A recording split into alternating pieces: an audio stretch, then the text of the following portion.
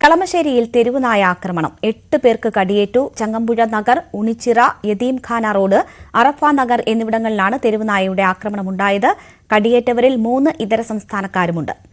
പരിക്കേറ്റവർ വിവിധ ആശുപത്രികളിലായി ചികിത്സ നേടി. വിവരങ്ങളുമായി നവമി ദിനേശ് ചേരുന്നു. നവമി, മുഖത്തിനുൾപ്പെടെ കടിയേറ്റ പ്രായമായ സ്ത്രീയുണ്ട്.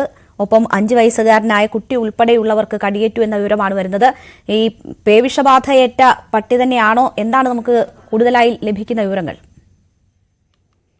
നവമി ദിനേശ് വിവരങ്ങൾ നൽകും. എന്തായാലും തെരുവുനായ ശല്യം പലയിടങ്ങളിൽ നിന്നും ഇത്തരം വാർത്തകൾ വന്നുകൊണ്ടിരിക്കുകയാണ്. ഇപ്പോൾ കളമശ്ശേരിയിലാണ് ഇങ്ങനെ ഒരു സംഭവം ഉണ്ടായിരിക്കുന്നത്.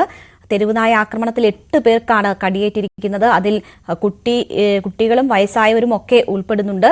നമുക്ക് ചിത്രങ്ങൾ കാണാം. മാസ്ക് ചെയ്തിട്ടാണ് കാണിക്കുന്നതെങ്കിൽ പോലും ഒരു സ്ത്രീയുടെ മുഖത്ത് നിരവധി പാടുകൾ പട്ടിയുടെ കടിയേറ്റ് ഉണ്ടായിട്ടുണ്ട്, മുറിവുണ്ടായിട്ടുണ്ട്.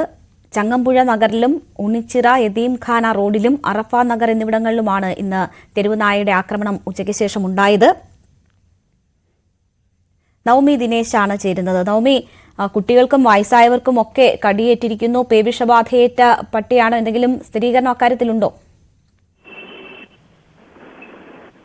രേണുക, ഇന്ന് രാവിലെ ആയിരുന്നു ഈ സംഭവം ഉണ്ടായത്. അതായത് കളമശ്ശേരിയിൽ പ്രധാനമായും ചങ്ങമ്പുഴ നഗർ, ഉണിച്ചിറ, യത്തീംഖാന റോഡ്, അറഫ നഗർ എന്നിവിടങ്ങളിലാണ് 7 പേർക്ക് തെരുവുനായയുടെ കടിയേറ്റത്. അതിൽ 3 പേർ ഇതര സംസ്ഥാന തൊഴിലാളികളാണ്.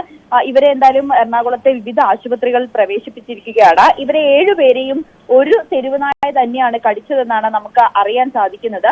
അതിനുശേഷം അല്പസമയം മുൻപാണ് 5ാം ക്ലാസ് വിദ്യാർത്ഥിയായ ഒരു ഇതര സംസ്ഥാന തൊഴിലാളിയുടെ മകളെ ഹിയാദ് നഗറിൽ വെച്ച് തെരുവുനായ ആക്രമണം ഉണ്ടായത്. അത് മറ്റൊരു തെരുവുനായാണെന്നാണ് നമുക്ക് അറിയാൻ സാധിക്കുന്നത്.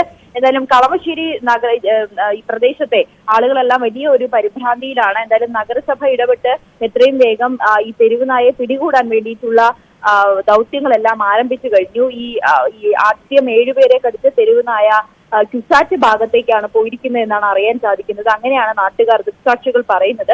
അവിടെ നമുക്കറിയാം ക്യുസാറ്റ് കോളേജുണ്ട്. അവിടെ എപ്പോഴും വിദ്യാർത്ഥികളും ഒരുപാട് ആളുകൾ എത്തുന്ന സ്ഥലമാണ്. അതുകൊണ്ട് തന്നെ അവിടെ ഉള്ളവർക്കും ഒരു ജാഗ്രതാ നിർദ്ദേശവും നൽകിയിട്ടുണ്ട്. രേണുക, ശരി. നവമി ദിനേശാണ് വിവരങ്ങൾ നൽകിയത്.